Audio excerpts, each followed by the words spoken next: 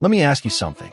Have you ever walked away from conversation and felt small, like you were heard, but not valued, like people smile at you, but don't really respect you?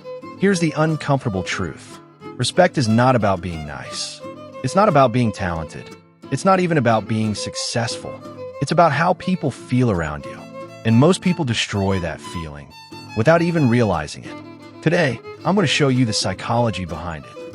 And by the end of this video, you'll never look at social interactions the same way again. You know what kills respect instantly? Over-explaining.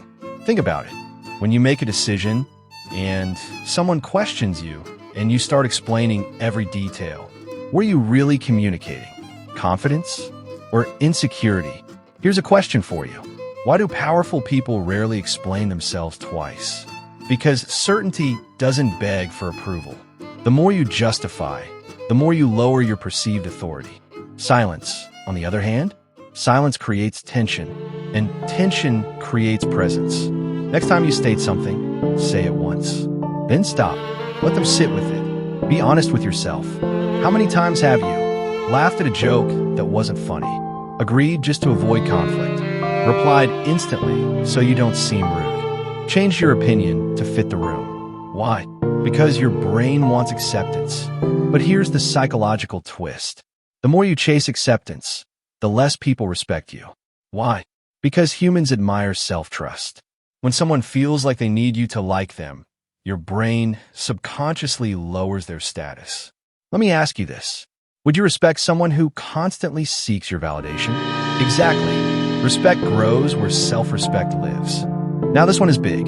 Emotional control. Someone criticizes you, you react. Someone ignores you, you overthink. Someone disrespects you, you escalate. But what happens when you don't react? What happens when you stay calm? Psychology calls this emotional regulation. But socially, it looks like power. The person who stays grounded during tension automatically feels higher status. Here's something powerful. The moment you stop reacting emotionally, you start controlling the frame. And the one who controls the frame controls the interaction. Let's talk about availability. If you're always available, always replying, always saying yes, you become predictable. And predictable things lose value. Why do people value rare sneakers? Limited edition drops? Exclusive memberships? Scarcity. Now apply that to your presence. What if you weren't always available? What if you didn't reply instantly? What if your time felt valuable? People protect what feels limited. If your energy feels unlimited, it feels cheap. But when your time feels selective, your value rises. Here's the truth nobody tells you. The person willing to walk away always holds leverage. In friendships, in dating, in business. Ask yourself, are you staying because you wanna, or because you're afraid to lose people? Fear destroys respect. Strength builds it. When someone senses you're afraid to lose them, they unconsciously lose fear of losing you. And that shifts power.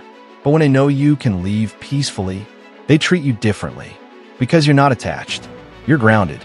Imagine this version of you. You speak calmly. You don't over-explain. You don't chase approval.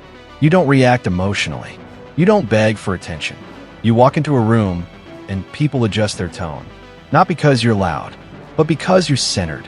That's psychological authority. Respect isn't demanded. It's projected.